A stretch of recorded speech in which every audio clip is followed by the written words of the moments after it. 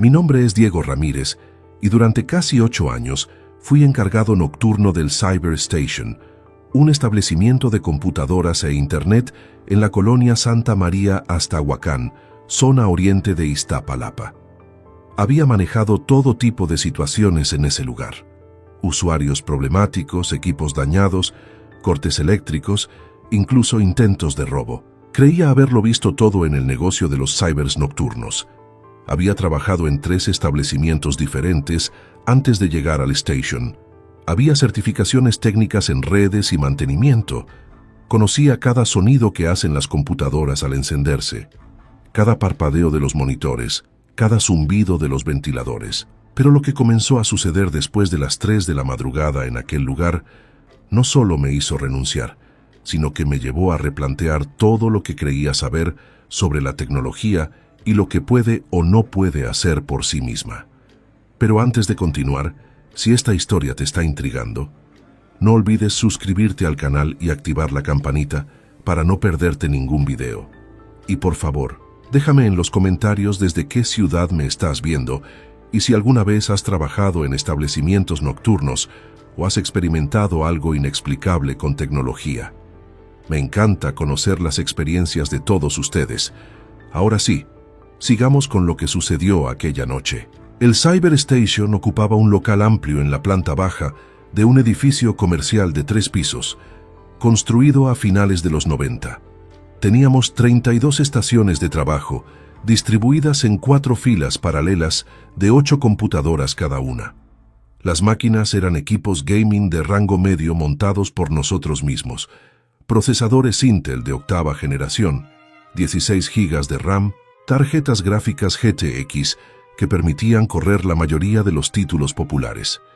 Cada estación tenía su monitor LED de 24 pulgadas, teclado mecánico retroiluminado y mouse gamer. El cableado estaba prolijamente organizado bajo canaletas metálicas que corrían por las paredes y el piso, conectando todo a un sistema centralizado de switches y routers comerciales Cisco, que manteníamos en un pequeño cuarto de servidores al fondo del local. La iluminación principal consistía en tubos fluorescentes industriales montados en el techo a 3 metros de altura, que producían ese típico zumbido eléctrico constante y una luz blanca fría que se reflejaba en las superficies de fórmica de los escritorios. Teníamos también tiras LED azules instaladas detrás de cada fila de monitores, más que nada por estética, que le daban al lugar ese aspecto de cueva tecnológica que atraía a los gamers. El aire acondicionado funcionaba 24 horas para mantener los equipos a temperatura óptima, produciendo un flujo constante de aire frío y un ruido de fondo mecánico al que uno terminaba acostumbrándose. El olor característico era una mezcla de plástico caliente de los equipos, el aire reciclado del clima y ocasionalmente los restos de comida chatarra que los usuarios dejaban. Mi turno comenzaba a las 10 de la noche y terminaba oficialmente a las 8 de la mañana, aunque el establecimiento cerraba a las 6 para limpieza y mantenimiento antes de que entrara el turno matutino. Tenía un pequeño mostrador elevado cerca de la entrada desde donde podía ver todas las estaciones. Con mi propia computadora para gestión, las cámaras de seguridad en 2 monitores adicionales y el panel de control del sistema de cobro automatizado. Cada máquina tenía instalado un software de gestión que me permitía monitorear el uso, bloquear o desbloquear estaciones remotamente y controlar el tiempo comprado por cada usuario. Era un sistema bastante sofisticado que habíamos implementado tras años de perfeccionar la operación. La mayoría de mis clientes nocturnos eran jugadores habituales. Llegaban alrededor de las 11, compraban bloques de 4 o 6 horas y se sumergían en sus partidas de League of Legends, Fortnite, Valorant o lo que estuviera de moda. Había también estudiantes universitarios que aprovechaban la noche para trabajar en proyectos con software que sus laptops no podían correr, y ocasionalmente algún freelancer que necesitaba conexión estable para subir archivos pesados. Conocía a la mayoría por nombre, sabía sus juegos preferidos, sus bebidas habituales de la máquina expendedora. Era un ambiente predecible, rutinario, cómodo, Las primeras semanas de octubre transcurrieron sin nada fuera de lo común. Había los problemas técnicos habituales, algún juego que no cargaba correctamente y requería reinstalación, actualizaciones de Windows que decidían iniciarse en el momento menos conveniente, usuarios que derramaban refresco sobre los teclados. Nada que no pudiera resolverse con el conocimiento técnico estándar y un poco de paciencia. El sistema funcionaba como reloj suizo. Cada noche revisaba las 32 estaciones al inicio del turno, verificaba que todo el hardware respondiera correctamente, actualizaba el software de gestión si era necesario, y me instalaba en mi puesto para la jornada.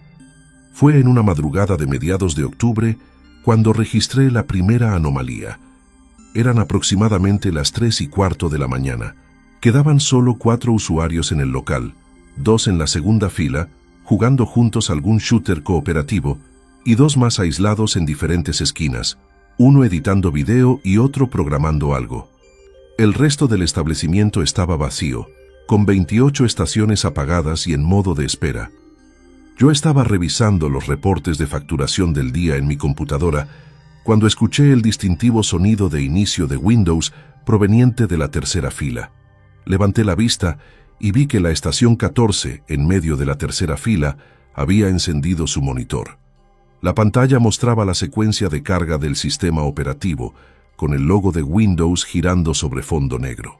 Me pareció extraño porque el software de gestión no indicaba ninguna actividad en esa máquina, y yo ciertamente no había enviado ningún comando de encendido remoto.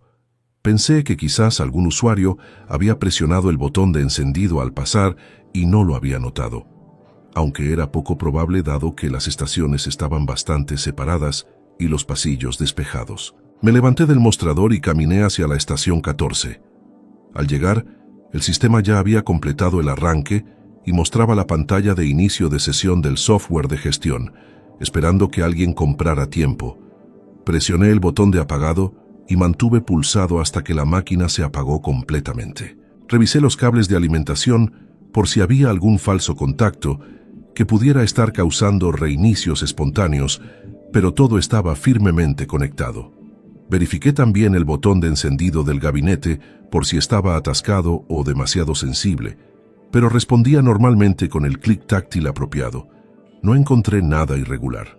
Regresé a mi puesto y anoté el incidente en la bitácora digital que llevábamos para reportar problemas técnicos. 03-17, estación 14, encendió sola. Posible fallo eléctrico o sensibilidad en botón de encendido. Revisar en mantenimiento. Durante la siguiente hora no pasó nada más. Los 4 usuarios continuaron con sus actividades. Un par de ellos se fueron cerca de las 4:30. Los otros 2 permanecieron hasta casi las 5.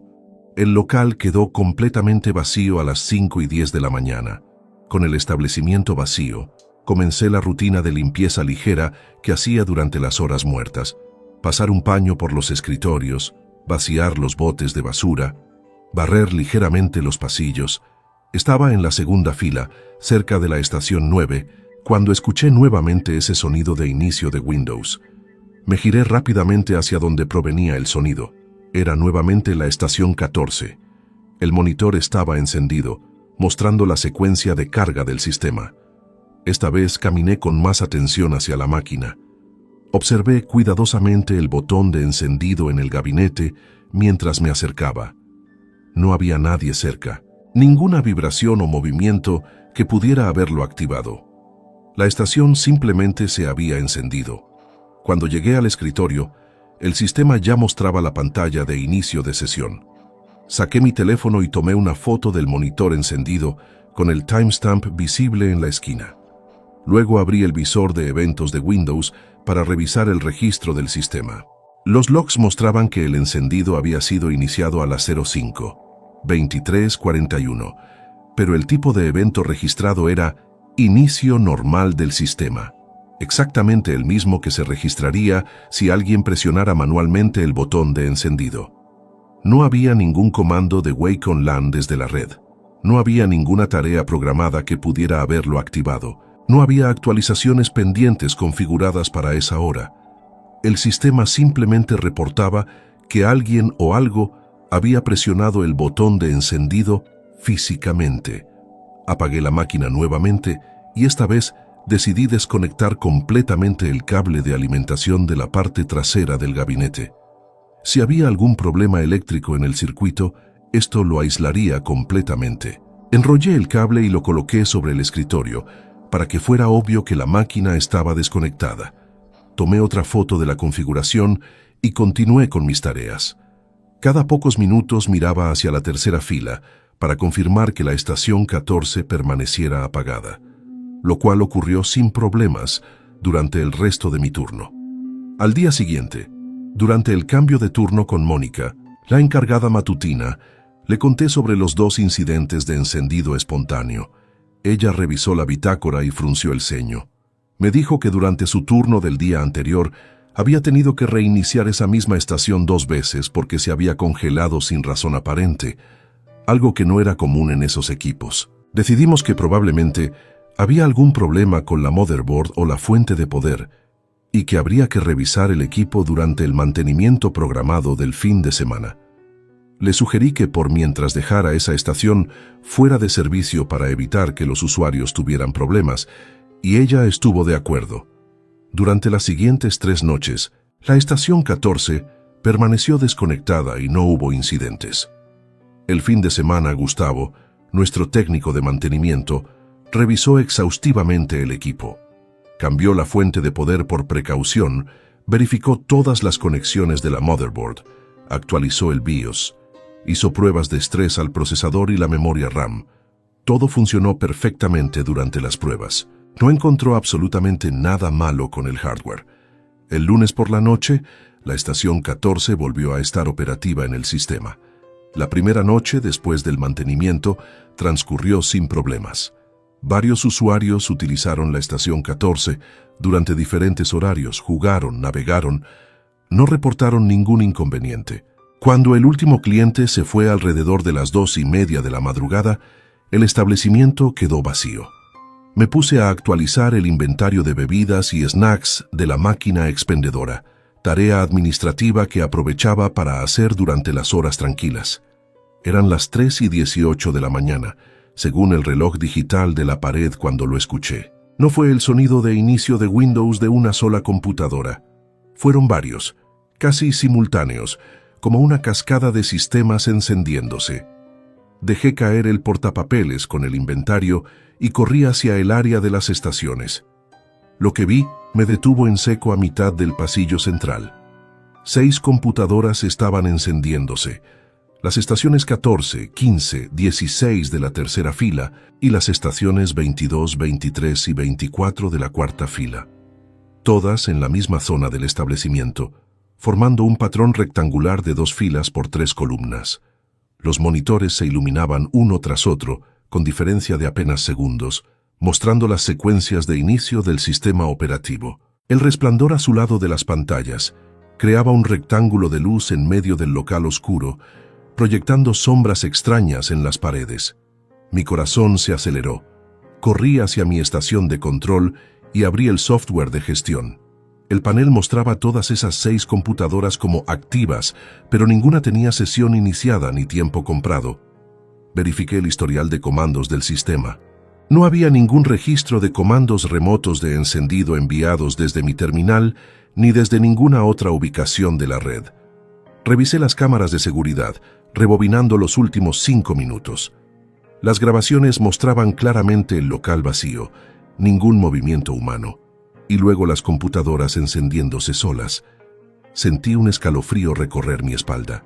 Tomé mi teléfono y comencé a grabar video mientras caminaba lentamente hacia la zona afectada. Todos los sistemas habían completado el arranque y mostraban la pantalla de inicio de sesión del software de gestión. Me acerqué a la estación 14, la primera que había tenido problemas, y revisé nuevamente el botón de encendido. No había nada inusual. Presioné el botón de apagado y la máquina se apagó normalmente. Hice lo mismo con las otras 5 estaciones, apagándolas una por una. Mientras apagaba la última, la 24, escuché detrás de mí el inconfundible sonido de un sistema encendiéndose. Me giré bruscamente. La estación 14, la primera que acababa de apagar, estaba encendiéndose nuevamente. Sentí que se me erizaba la piel. Caminé rápidamente de regreso hacia ella. Para cuando llegué, el sistema estaba cargando Windows. La apagué de nuevo, pero esta vez mantuve mi mano sobre el botón de encendido, presionándolo firmemente para asegurarme de que no hubiera ninguna forma de que se activara accidentalmente por vibración o estática. Conté mentalmente hasta 30 con mi mano sobre el botón. No pasó nada. Retiré la mano lentamente y di un paso atrás observando el gabinete. El LED de alimentación permanecía apagado. Todo estaba en silencio excepto por el zumbido habitual del aire acondicionado y los fluorescentes. Esperé 2 minutos completos mirando fijamente la estación. No se encendió. Regresé a mi puesto y me senté, con la vista fija en esa zona del establecimiento. Desde mi posición elevada, podía ver claramente todas las estaciones afectadas. Abrí mi laptop personal y comencé a buscar en foros técnicos sobre computadoras que se encienden solas. Encontré varios hilos de discusión sobre Wake on LAN configurado incorrectamente, BIOS con opciones de encendido automático habilitadas, problemas con el botón de encendido, ratones o teclados que despiertan el sistema. Pero nada explicaba un encendido múltiple, sincronizado sin ninguna configuración de red que lo justificara, y especialmente nada explicaba que se encendieran después de apagarlas manualmente. Eran casi las 4 de la mañana cuando decidí llamar a Gustavo. Sabía que era muy temprano, pero esto estaba superando mi capacidad técnica de diagnóstico. El teléfono sonó 6 veces, antes de que contestara con voz somnolienta. Le expliqué rápidamente la situación. 6 computadoras encendiéndose simultáneamente sin ningún comando y una de ellas volviéndose a encender después de apagarla manualmente. Hubo un silencio del otro lado de la línea. ¿Estás completamente seguro de que no hay ningún comando de Wake on LAN configurado?, me preguntó con escepticismo. Absolutamente, le respondí. Ya revisé todo el historial del sistema de gestión, no hay ningún comando registrado. Y además, todas estas máquinas las revisaste tú mismo el fin de semana. Verificaste el BIOS de la 14 personalmente. Gustavo suspiró. Voy a llegar allá en 1 hora. No toques nada más hasta que yo llegue. Y Diego, empieza a desconectar físicamente esas 6 máquinas de la corriente. Pero graba todo mientras lo haces. Necesitamos documentar esto si es un problema eléctrico grave. Seguí sus instrucciones. Tomé mi teléfono, puse el video en modo grabación continua y lo apoyé en un trípode improvisado en una estación cercana, enfocando hacia el área afectada. Luego, una por una, desconecté los cables de alimentación de las 6 computadoras desde la parte trasera de los gabinetes. Enrollé cada cable y lo coloqué sobre su respectivo escritorio. Al terminar, las 6 estaciones estaban completamente aisladas de la corriente eléctrica. Ninguna fuente de poder conectada, ninguna posibilidad física de que recibieran electricidad. Me quedé parado en medio del pasillo, mirando las 6 estaciones desconectadas. El local estaba en completo silencio. Verifiqué mi teléfono. El video continuaba grabando. Eran las 4:23 de la mañana. Regresé a mi puesto de control, pero no podía concentrarme en nada. Cada pocos segundos miraba hacia esa zona esperando. No sabía exactamente qué. A las 4:33 de la mañana ocurrió algo que hizo que todo el vello de mi cuerpo se erizara. La estación 14 se encendió. No el monitor porque estaba desconectado de la corriente, sino las luces LED del gabinete. La tira de luz RGB en el frente del case se iluminó con un patrón de colores que fluía lentamente de azul a púrpura. Los ventiladores comenzaron a girar. Podía escucharlos desde donde estaba. Ese sonido suave pero distintivo de los fans acelerando. Me puse de pie tan rápidamente que la silla rodó hacia atrás y golpeó contra la pared. Corrí hacia la estación 14. El cable de alimentación seguía desconectado, enrollado sobre el escritorio. No había ninguna fuente de electricidad conectada al gabinete. Sin embargo, las luces LED continuaban encendiéndose en patrones cambiantes y los ventiladores giraban a velocidad constante. Extendí mi mano temblorosa hacia la parte trasera del gabinete, hacia donde debería estar conectado el cable de poder. No había nada. El puerto estaba completamente vacío. Con manos temblorosas, agarré el gabinete por los laterales y lo moví.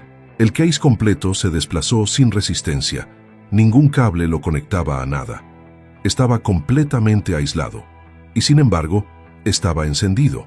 Componentes electrónicos funcionando sin ninguna fuente de alimentación visible. Sentí que mi entrenamiento técnico de años simplemente se desmoronaba. Esto violaba cada principio básico de electricidad y electrónica que conocía. Tomé mi teléfono del trípode, que había capturado todo, y llamé nuevamente a Gustavo. Contestó al primer tono. «Ya estoy en camino, llegaré en 10 minutos», dijo antes de que pudiera hablar. «Gustavo», logré decir con voz que no reconocí como propia. «La 14 está encendida. Está completamente desconectada de la corriente y está encendida. Los LEDs, los ventiladores, todo está funcionando». Hubo un silencio largo. «¿Estás grabando?», preguntó finalmente. «Sí, todo está grabado». «Bien. Ahora sal del local. Espérame afuera hasta que llegue». No discutí. Tomé mi mochila, verifiqué que tuviera mi laptop y teléfono y salí del Cyber Station por primera vez dejando el establecimiento con las luces encendidas y la puerta solo asegurada con el seguro simple. Me paré en la banqueta bajo la luz amarillenta de un poste, temblando a pesar de que la noche no era particularmente fría. Seguí grabando video a través del ventanal frontal. Desde afuera podía ver claramente la estación 14 y su gabinete continuaba iluminado con esos patrones de luz que fluían como si estuviera conectado y funcionando normalmente. Gustavo llegó 12 minutos después en su camioneta blanca. Se bajó con una caja de herramientas y un multímetro digital profesional. Le mostré el video que había grabado mientras caminábamos hacia la entrada. Lo vi palidecer ligeramente al ver las imágenes de la computadora funcionando sin ninguna conexión eléctrica. Abrió la puerta y entramos juntos. La estación 14 seguía encendida. Gustavo se acercó inmediatamente, colocó la caja de herramientas en el piso y sacó el multímetro. Configuró el dispositivo para medir voltaje de corriente alterna y tocó cuidadosamente con las puntas de prueba el exterior metálico del gabinete. El multímetro marcaba 0 voltios. No había corriente eléctrica en el case. Abrió el panel lateral del gabinete con un destornillador, exponiendo el interior de la computadora. Todos los componentes estaban visibles. La motherboard, el procesador con su disipador y ventilador girando, las tarjetas de memoria RAM, la tarjeta gráfica con su propio ventilador también en movimiento, las unidades de almacenamiento con sus LEDs de actividad parpadeando. Gustavo tocó con las puntas del multímetro directamente los conectores de la fuente de poder. 0 voltios. Revisó los capacitores de la motherboard. 0 voltios. No había electricidad fluyendo por ninguno de los componentes. Y sin embargo, ventiladores giraban, LEDs brillaban, discos duros parpadeaban indicando actividad. «Esto es imposible», murmuró Gustavo. Sacó su propio teléfono y comenzó a grabar también. «Necesito que esto quede documentado desde múltiples ángulos. Nadie va a creer esto». Intentó presionar el botón de reset en el gabinete. No tuvo ningún efecto. Presionó el botón de encendido, manteniéndolo pulsado. Los ventiladores continuaron girando sin interrupción. Era como si el sistema estuviera en un estado de funcionamiento que ignoraba completamente cualquier comando físico. Finalmente, Gustavo desconectó directamente los cables de alimentación de la motherboard, jalando los conectores de 24 y 8 pines que van desde la fuente de poder a la placa principal. Los extrajo completamente. Los ventiladores continuaron girando. Las luces LED continuaron brillando. Los componentes seguían funcionando como si aún estuvieran recibiendo electricidad. Gustavo dejó caer el conector que tenía en la mano. «Esto viola todas las leyes de la física que conozco», dijo con voz hueca. «Un sistema electrónico no puede funcionar sin fuente de energía. No puede. Es fundamental. Es como intentar conducir un auto sin gasolina y sin batería. No hay ninguna explicación técnica posible para esto». Nos quedamos ambos parados frente a la máquina abierta durante lo que parecieron minutos, simplemente observando. Luego escuchamos otro sonido de inicio de Windows. Ambos nos giramos al mismo tiempo. La estación 22, en la cuarta fila, se estaba encendiendo. Su cable de alimentación también estaba desconectado y enrollado sobre el escritorio. El monitor se iluminó. Comenzó la secuencia de carga del sistema. No, dije simplemente. No puede estar pasando esto. Pero estaba pasando. En los siguientes 5 minutos, una por una, las otras 4 estaciones que había desconectado se encendieron. Primero la 15, luego la 16, después la 23, finalmente la 24. Todas desconectadas de la corriente eléctrica, todas imposiblemente funcionando. Gustavo caminó entre ellas, verificando con el multímetro cada una. 0 voltios en todas, ninguna fuente de alimentación detectable. Todos los sistemas completamente operativos. Necesitamos llamar a alguien más, dijo Gustavo con voz tensa. Esto está completamente fuera de mi conocimiento técnico. Necesitamos un ingeniero eléctrico certificado, alguien de la universidad o una empresa especializada en sistemas de energía. Saqué mi laptop y comencé a buscar contactos. Recordé que un cliente habitual, Sergio Valenzuela, era profesor de ingeniería eléctrica en la Universidad Autónoma Metropolitana. Revisé su perfil de usuario en nuestro sistema. Encontré su número de teléfono del registro. Eran casi las 5:30 de la mañana, pero esto era una emergencia. Llamé. Sergio contestó después de varios tonos, claramente recién despierto. Diego del Cyber Station, ¿qué pasa? Le expliqué lo más calmadamente posible. Computadoras funcionando sin ninguna fuente de alimentación conectada, múltiples testigos, todo grabado en video, verificaciones con multímetro profesional. Esperaba escepticismo o que pensara que era una broma. En cambio, hubo un largo silencio. ¿Dijiste Cyber Station en Santa María Astahuacán?, preguntó finalmente. Sí, exactamente. Otro silencio. Te estaré ahí en 40 minutos. No toquen nada más. Y Diego, no publiquen esos videos en ningún lado todavía. Colgó antes de que pudiera preguntar por qué. Sergio llegó a las 6:15 de la mañana conduciendo un sedán gris. Bajó con una mochila grande y una maleta de equipo profesional. Era un hombre de unos 50 años. Siempre lo había visto relajado y sonriente cuando venía a jugar, pero ahora su expresión era seria, casi preocupada. Entró al local y se detuvo inmediatamente al ver las 6 estaciones encendidas. Se acercó lentamente, examinando cada una visualmente antes de acercarse más. De su maleta sacó equipos que nunca había visto antes. Un analizador de espectro electromagnético, un detector de campos magnéticos, un osciloscopio portátil, varios otros instrumentos especializados. Comenzó a tomar mediciones alrededor de las estaciones afectadas, anotando números en una libreta. El analizador de espectro mostraba patrones en su pantalla que yo no podía interpretar, pero vi que Sergio fruncía el ceño cada vez más profundamente mientras trabajaba. Después de casi 30 minutos de mediciones y pruebas, Sergio guardó su equipo y nos hizo señas a Gustavo y a mí para que nos reuniéramos con él cerca del mostrador, lejos de las estaciones afectadas. Lo que están viendo es técnicamente imposible según la física convencional, comenzó con voz baja. No hay ninguna fuente de energía detectable, ni eléctrica, ni electromagnética, ni de radiofrecuencia, alimentando esos sistemas. Sin embargo, están consumiendo energía para funcionar. Eso es innegable porque hay trabajo mecánico ocurriendo con los ventiladores, hay luz siendo emitida por los LEDs, hay procesamiento de datos. La energía tiene que venir de algún lado. ¿Pero de dónde?, preguntó Gustavo. Sergio negó con la cabeza. No lo sé. Mis instrumentos no detectan nada. Lo cual sugiere que la fuente está fuera del espectro electromagnético que podemos medir con tecnología convencional. O que hay algún fenómeno de transferencia de energía que no comprendemos. Hizo una pausa. ¿Han notado algún otro comportamiento inusual?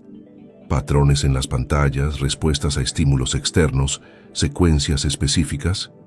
Miré hacia las estaciones. Las 6 mostraban la pantalla de inicio de sesión del software de gestión, esperando que alguien comprara tiempo. Nada más.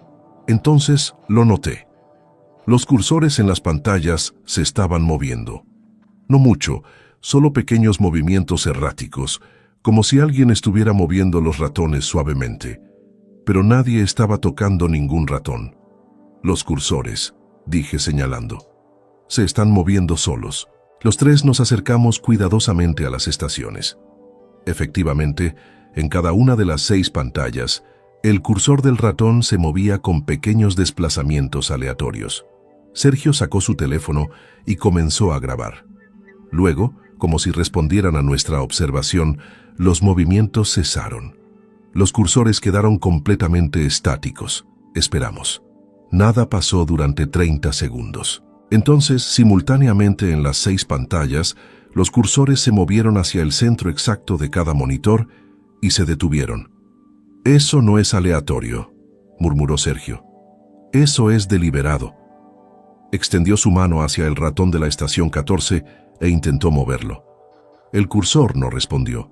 Movió el ratón físicamente, lo levantó de la superficie del mousepad. El cursor en la pantalla permaneció inmóvil en el centro. El sistema había dejado de responder a la entrada física del dispositivo de entrada. «Está operando independientemente del hardware», dijo Sergio con voz que notaba cada vez más tensa.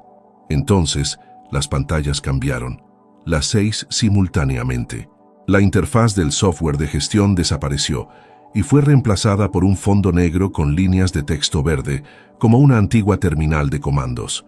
El texto comenzó a aparecer, carácter por carácter, como si alguien lo estuviera escribiendo.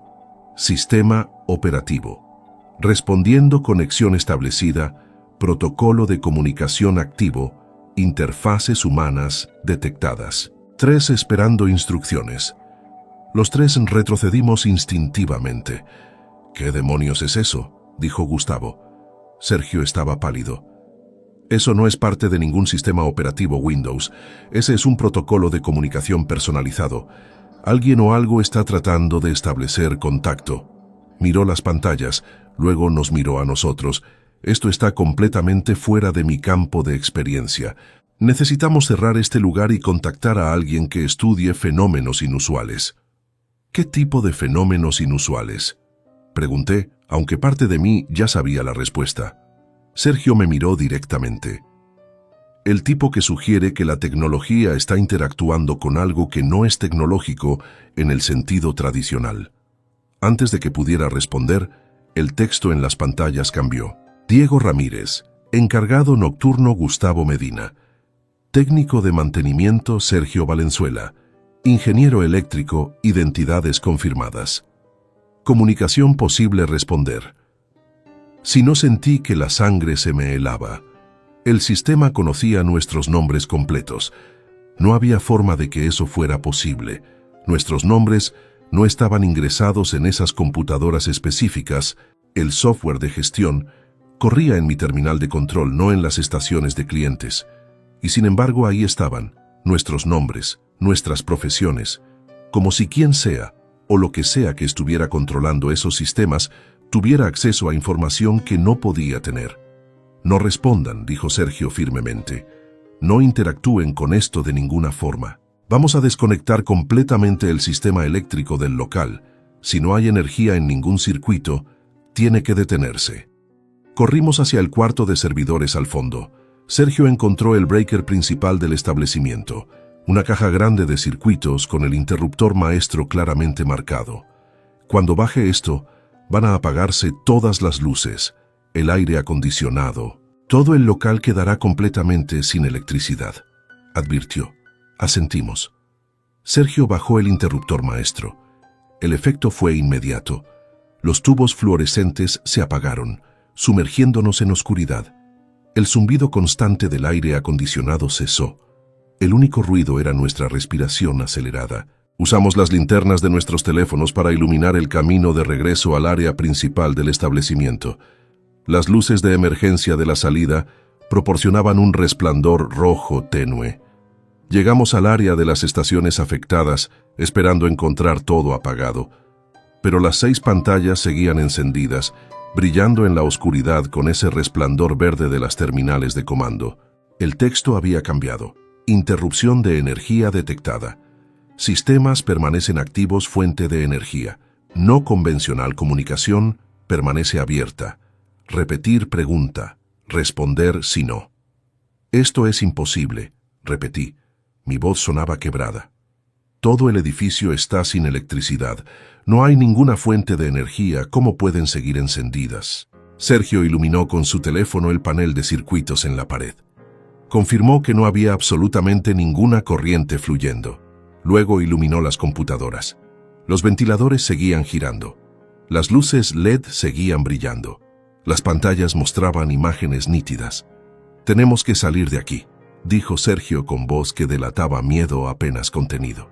«Esto está completamente fuera de cualquier fenómeno que pueda explicarse con física o ingeniería convencional. Necesitamos reportar esto a autoridades que investiguen fenómenos anómalos». Comenzamos a retroceder hacia la salida. Entonces, escuchamos un sonido que ninguno había escuchado antes proveniente de las estaciones. No era el típico inicio de Windows. Era una especie de tono pulsante, como una señal de sonar que aumentaba y disminuía en intensidad. Las 6 pantallas cambiaron simultáneamente. El fondo negro con texto verde fue reemplazado por una imagen. Era una fotografía del interior del Cyber Station, tomada desde un ángulo alto, mostrando las filas de computadoras. Pero no era una foto actual. La distribución era diferente. Las máquinas eran modelos más antiguos. Los monitores eran CRTs voluminosos en lugar de pantallas planas. Y en el mostrador había una persona que ninguno de nosotros reconocimos. Un hombre joven, tal vez de 30 años, con cabello oscuro, sentado frente a una computadora antigua. «Esa foto es de hace años», dijo Gustavo. «Esas son las máquinas que teníamos cuando el ciber abrió por primera vez, alrededor de 2006 o 2007, antes de que cualquiera de nosotros trabajara aquí». Debajo de la imagen apareció texto: «Marco Antonio Soria Navarro, encargado nocturno, 2006-2007.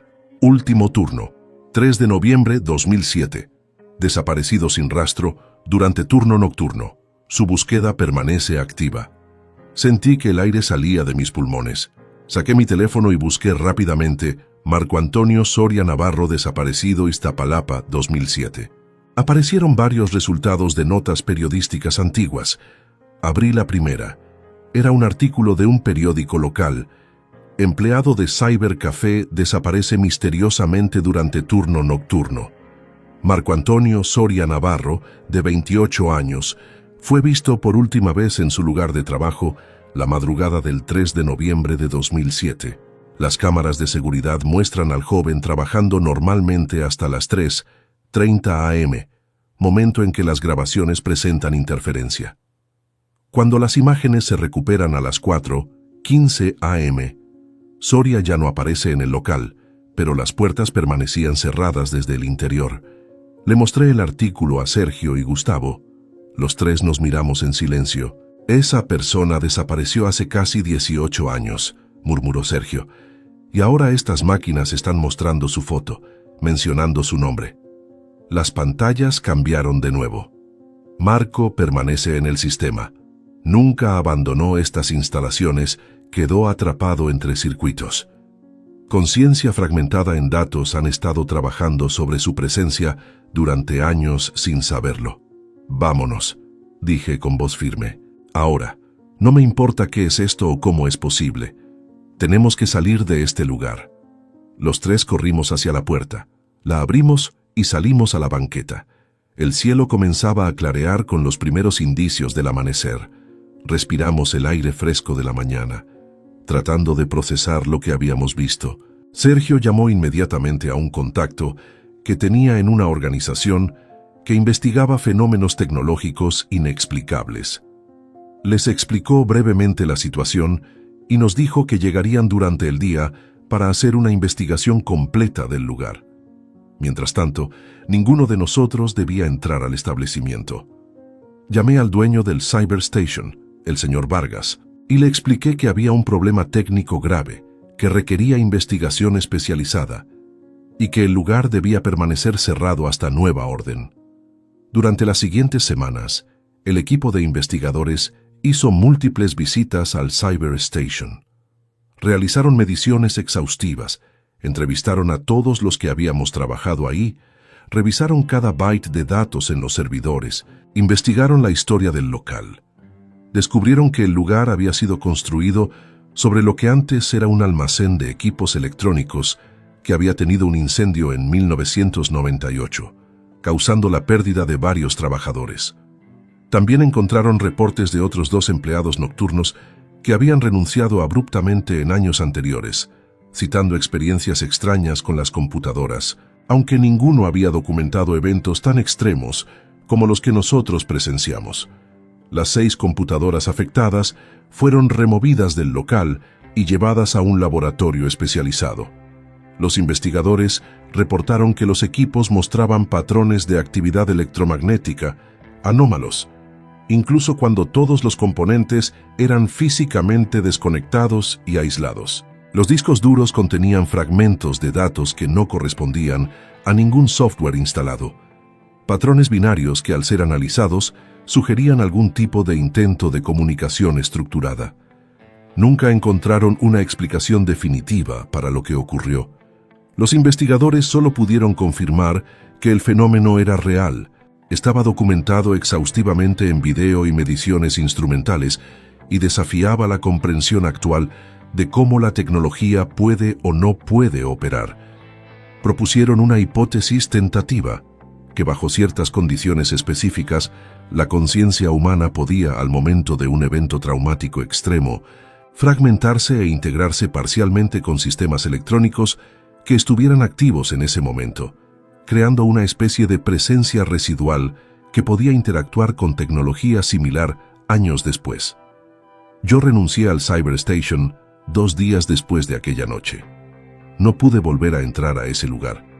Cada vez que cerraba los ojos, veía esas pantallas con el texto verde, los nombres apareciendo, la foto de Marco Antonio Soria Navarro, un hombre que desapareció 18 años atrás y cuya conciencia de alguna forma permanecía atrapada en los circuitos de ese lugar. Me cambié de profesión completamente. Ahora trabajo en diseño gráfico remoto, desde mi casa, durante el día. No puedo estar cerca de computadoras durante la noche. No puedo pasar por cybercafés sin sentir un escalofrío. Gustavo también renunció. La última vez que hablé con él, hace unos meses, me dijo que había dejado completamente el campo de la tecnología y ahora trabajaba en construcción. Sergio Valenzuela escribió un artículo académico sobre el caso, publicado en un journal especializado en fenómenos tecnológicos anómalos. Según me contó, recibió docenas de respuestas de otros profesionales reportando experiencias similares en establecimientos con equipos electrónicos intensivos. Computadoras que se comportan de formas imposibles, mensajes que no deberían poder aparecer, sistemas que operan sin fuente de energía. El Cyber Station reabrió después de 3 meses, con equipos completamente nuevos y bajo nueva administración. Los nuevos encargados no fueron informados en detalle sobre lo que había ocurrido. Según sé por antiguos clientes que aún frecuentan el lugar, todo funciona normalmente ahora. Pero supe por Mónica, quien todavía trabaja en el turno matutino, que el nuevo encargado nocturno renunció hace 2 semanas. No dio explicaciones, solo dijo que había conseguido otro trabajo. Era su 2ª semana y ya había renunciado. Cuando ella llegó para su turno, encontró una nota que el encargado nocturno había dejado. La nota decía simplemente: las computadoras de la 3ª fila me miraban. No he vuelto a pasar por esa calle. He tomado rutas más largas para evitar incluso ver el edificio, pero a veces, cuando estoy trabajando en mi casa tarde por la noche en mi propia computadora, juro que escucho ese sonido de inicio de Windows proveniente de alguna parte lejana. Y cuando miro la hora, siempre son las 3:18 de la madrugada. Apago inmediatamente mi equipo y no lo vuelvo a encender hasta que hay luz del sol. Hay preguntas que nunca podré responder. ¿Cuántas personas han desaparecido en lugares llenos de tecnología? ¿Cuántas conciencias están atrapadas en sistemas electrónicos sin que nadie lo sepa? Cada vez que alguien reporta que su computadora se comporta de forma extraña, que se enciende sola, que muestra mensajes que no debería poder mostrar, me pregunto si no es solo un fallo técnico. Me pregunto si no es alguien o algo tratando de comunicarse desde el otro lado de la pantalla. Lo único que sé con certeza es que la tecnología que creamos, los sistemas en los que depositamos tanta confianza, son mucho menos comprendidos de lo que nos gusta creer, y que entre los circuitos, en el flujo de electricidad y datos, puede haber espacios donde la conciencia humana persiste de formas que la ciencia todavía no ha comenzado a entender. Marco Antonio Soria Navarro trabajó en ese cybercafé durante un año. Luego desapareció una madrugada de noviembre, y 18 años después todavía está ahí, atrapado entre los unos y ceros, tratando de comunicarse con quien quiera escuchar. Si esta historia te ha impactado tanto como a mí vivirla, te pido que dejes un like en el video y lo compartas con alguien que le gusten estas historias inexplicables. Recuerda suscribirte al canal porque cada semana subo casos nuevos que desafían toda explicación. Y déjame en los comentarios, ¿crees que hay fenómenos que la ciencia aún no puede explicar? ¿Has experimentado algo similar con tecnología? Leo todos sus comentarios. Nos vemos en el próximo video.